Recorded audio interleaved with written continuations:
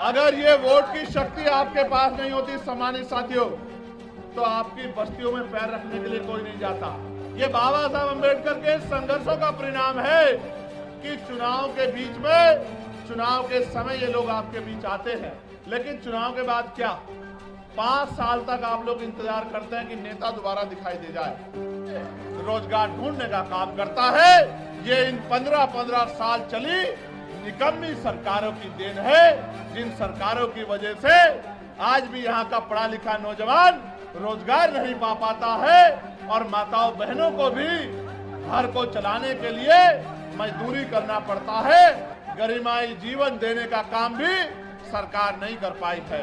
आज जब हम लोग आजादी का अमृत उत्सव बना रहे हैं, अभी पार्लियामेंट में सेंट्रल हॉल में ये कहा गया प्रधानमंत्री जी द्वारा कि 75 साल हो गए हैं, ये अमृत काल है। ये कैसा अमृत काल है जहां एनसीआरबी का डाटा ये कहता है कि रोज महिलाओं के शरीर की धज्जियां उड़ाई जाती है, सामूहिक बलात्कार होते हैं, महिलाओं को तेजाब से नहलाया जाता है, महिलाओं की अस्मत को रोजा जाता है, महिलाओं को दफ्तरों में और दफ्तरों के बाहर और गांव में सामंती व्यवस्था के आगे अपने आत्मसम्मान की रक्षा वो नहीं कर पाती। ये भी हमारे सामने ही है। और सरकारें कहती है और व्यवस्था कहती है कि भारत एक ऐसा देश है जहां महिलाओं को पूजा जाता है। मेरे बराबर में मीडिया की बहनें खड़ी हैं, नीचे महिलाएं जो पुलिस की नौकरी कर रही हैं वो बहनें भी खड़ी हैं। कभी उनके मन से भी पूछ के देखना कि रात को 10-11 बजे क्या वो उत्तर प्रदेश में, बिहार में या उत्तर प्रदेश में या देश के किसी भी प्रदेश में क्या ईमानदारी से निकल सकती है? सच ये है वो अकेले तो छोड़िए, वो परिवार के साथ भी आज नहीं निकल सकती है। ऐसी ऐसी घटनाएं सामने आती है कि हृदय कांप जाता है। और कुर्सी में बैठे नेता और उनके चाटुकार अधिकारी ऐसी ऐसी घटनाओं पे आंखें बंद कर लेते हैं। जब मैं बिहार के साथियों से बात करता हूं तो पता लगता है 13 साल की बच्ची का रेप हुआ, 12 साल की बच्ची का रेप हुआ, 15 साल की बच्ची गायब हो गई, 2 सगी बहनें गायब हो गई, कहीं मार के 2 बहनों को लटका दिया गया। तो ऐसा महसूस होता है कि इस देश में गरीबों का, और गरीबों में भी दलित पिछड़े आदिवासियों का, उनकी बच्चियों की इज्जत का कोई मोल नहीं है। यहाँ इस देश में कुत्ते, बिल्ली, बकरी, गाय, गधे, घोड़े की भी इज्जत है, उनका भी सम्मान है, लेकिन इंसानों का सम्मान नहीं है। तो ये महसूस होता है कि ये सरकारें किसका काम कर रही हैं? क्या ये गरीबों का काम कर रही हैं या ये अमीरों का काम कर रही हैं? यहाँ हमारे सेना में घोर जातिवाद और अपमान का सामना करने वाले हमारे साथी भी यहाँ मौजूद हैं, जो लंबे समय से इस गैर बराबरी और इस अन्याय के खिलाफ लड़ रहे हैं। लेकिन मुझे बड़े कष्ट के साथ कहना पड़ रहा है कि ये सत्ता के पास भी गए और विपक्ष के बड़े बड़े नेताओं के पास भी गए, लेकिन इनकी समस्या का समाधान सरकार नहीं कर पा रही है। इसका मतलब सरकार नहीं चाहती कि सेना के साथियों के, तिरंगे को उठाने वाले साथियों का सम्मान होना चाहिए। सम्मानित साथियों, मैं किस किस की पीड़ा आपके सामने रखूं? मैं तो ये समझता हूं आज नहीं तो कल इस देश के नौजवान को अपने गरिमाई जीवन के लिए संघर्ष करने के लिए खड़ा होना पड़ेगा। और जब तक इस देश का नौजवान और इस देश में भी बिहार का नौजवान अपने पैरों पे खड़ा होके इस जुल्म, जाति, गरीबी, बेबसी, लाचारी की बेड़ियों को काटने का काम नहीं करेगा, तब तक इन सत्ता में बैठे फर्जी मसीहाओं के जरिए आपकी जिंदगी बदलने वाली नहीं। सम्मानित साथियों, आप ये जानते हैं कि हमारे संतों, गुरुओं, महान पुरुषों ने अपने बच्चों का बलिदान देके इस देश में संविधान के रूप में एक इतनी बड़ी शक्ति हमें दी, एक जीवित ग्रंथ हमें दिया जो संविधान अंतिम व्यक्ति को भी सम्मान का जीवन दिलाने की बात करता है, जो अंतिम व्यक्ति को भी गारंटी देता है रोटी कपड़ा मकान की, जो महिलाओं को भी पुरुषों के बराबर मुख्य धारा में खड़े होकर सम्मान का जीवन देने की गारंटी देता है। लेकिन सम्मानित साथियों, आज जब हम आकलन करते हैं, चिंतन करते हैं, तो हमें ये महसूस होता है कि देश संविधान से नहीं चल रहा है। सत्ता में बैठे अहंकारी लोग संविधान को ताक पे रख के प्रदेश को और देश को चलाने का काम कर रहे हैं। नौजवान परेशान है, किसान परेशान है, सेना का जवान परेशान है, होमगार्ड के भाई परेशान है, चौकीदार परेशान है, महिलाएं परेशान है, ममता बहनें परेशान है। और अगर कोई परेशान नहीं है तो वो आपके राजभवन में और आपके विधानसभा में बैठे आपके नेता जो मोटी मोटी तनख्वाह लेके अपना और अपने बच्चों का ध्यान रखते हैं, अपने बच्चों को विदेशों में पढ़ाते हैं, अपने बच्चों का इलाज प्राइवेट हॉस्पिटल में कराते हैं और गरीब जनता को जुमला बोल बोल के बेवकूफ बनाने का काम करते हैं। मैंने पार्लियामेंट में अंतिम व्यक्ति के आवाज उठाने का काम किया, चाहे होमगार्ड के भाइयों की समस्या हो, चाहे चौकीदार भाइयों की समस्या हो, चाहे आशा आंगनबाड़ी बहनों की समस्या हो, मैंने सभी के लिए लड़ने का काम किया। पार्लियामेंट में मैंने ये कहा कि इस देश को अगर आगे बढ़ाना है तो इस देश में सबसे पहले ये जो शिक्षा का बाजारीकरण किया गया है, इस बाजारीकरण के जरिए जहां महंगी शिक्षा एक तरफ है, जहां अमीर के बच्चे पढ़ते हैं, और एक तरफ सरकारी शिक्षा है जहां गरीब के बच्चे पढ़ते हैं, इस भेदभाव को खत्म करना होगा।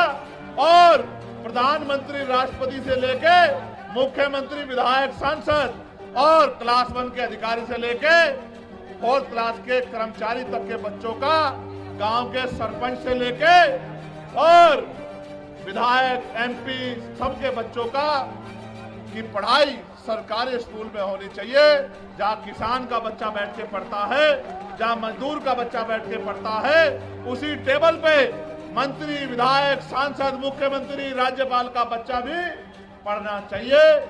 तब जाकर जब DM का बच्चा उसी कुर्सी पे क्लास में बैठा होगा, जब SP का बच्चा उसी क्लास में बैठा होगा और आपके मेरे गरीब परिवार का बच्चा भी उसी क्लास में बैठा होगा, एक समान शिक्षा मिलेगी, तब जाके शिक्षा के दरवाजे परमानेंट के लिए गरीबों के लिए खुल जाएंगे और ये गरीब अमीरों को पछाड़ के अपनी गरीबी की बेड़ियां काटने का काम करेंगे। जब मैंने आवाज उठाई तो सत्ता में बैठे लोगों को बड़ी तकलीफ हुई। जब मैंने आवाज उठाई तो सत्ता में बैठे लोगों को बड़ी तकलीफ हुई। वो तकलीफ इसलिए हुई कि जब मैंने प्राइवेट स्कूलों पे उनको बंद करने की बात की तो जिन नेताओं ने प्राइवेट स्कूल खोले हैं उनको लगा चंद्रशेखर तो उनके रोजगार को बंद करवा देगा। मैं ये कह रहा हूं, नेताओं का रोजगार बंद होता हो तो हो जाए, गरीब के बच्चों के आगे बढ़ने का रास्ता बंद नहीं होना चाहिए। क्योंकि बाबा साहब अम्बेडकर ने कहा था कि शिक्षा शेरनी का दूध है, जो पिएगा वो दहाड़ेगा। आज अगर मैं अपनी बात को रख रहा हूं तो इसी शिक्षा की वजह से रख रहा हूं कि मुझे शिक्षित होने का मौका मिला है और मैं लोगों की समस्या को समझ सकता हूं और सरकार को समझा सकता हूं। मैंने ये कहा पार्लियामेंट में कि अगर इस देश को बदलाव करना है तो हेल्थ पॉलिसी में सुधार की जरूरत है। पूछा गया कैसी होनी चाहिए, मैंने कहा होनी ऐसी चाहिए कि गरीब के बच्चों को भी, गरीब आदमी को भी सरकारी अस्पताल में इलाज के लिए सरकार कहती है कि हमने बड़े अच्छे सरकारी अस्पताल बना दिए हैं। बिहार के लोगों को तो मैं ये कहूंगा कि मैंने बाढ़ में आपके तैरते हुए हॉस्पिटल देखे हैं। मैंने आप छोड़िए, गया को छोड़िए, मोतिहारी को छोड़िए, बक्सर को छोड़िए, मैंने तो पटना के हॉस्पिटलों में 2-2 फीट पानी भरा हुआ देखा है, स्ट्रेचर तैरती हुई देखी है, दवाइयां तैरती हुई देखी है। यही डबल इंजन की सरकार का विकास है बिहार में, जो किससे छिपा नहीं। तो मैंने ये कहा, आप गौर करके सुनना, मैंने कहा कि जो नेता गरीबों से कहते हैं, जनता से कहते हैं कि आपके लिए अच्छे अस्पताल बनवा दिए हैं, उन नेताओं का इलाज भी उन्हीं अस्पतालों में होना चाहिए। नेताओं का इलाज तो प्राइवेट हॉस्पिटल में होता है, विदेशों में जाके होता है, फोर्टिज में होता है, मैक्स में होता है, और गरीबों का इलाज सरकारी अस्पताल में होता है, जहां डॉक्टर नहीं है, जहां दवाई नहीं है। डॉक्टर के पास जाओगे तो ऐसा व्यवहार करेगा। सब डॉक्टर तो बुरे नहीं है, लेकिन बहुत सारे डॉक्टर ऐसा व्यवहार करते हैं कि ये गरीब जबरदस्ती उनके अंदर उनके अस्पताल में घुस गए। दवाई नहीं मिलेगी, कोई मशीन नहीं है, एक्सरा, ईसीजी, एमआरआई, कोई मशीन नहीं है, बाहर से टेस्ट कराओ, जेब काटने का काम होगा।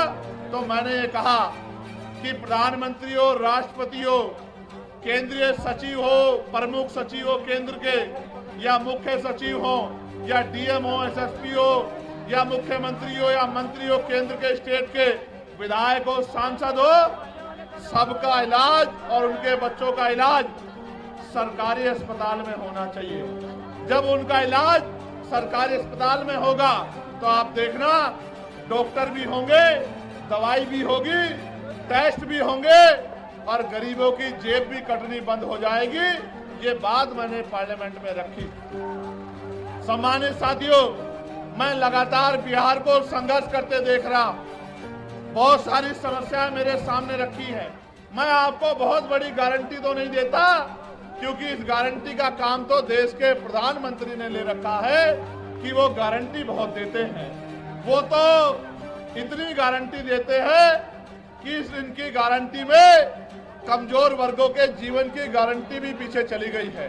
इसलिए मैं आपको एक ही गारंटी दे सकता हूं कि रोटी, कपड़ा, मकान, पीने के लिए साफ पानी, पहनने के लिए अच्छे कपड़े,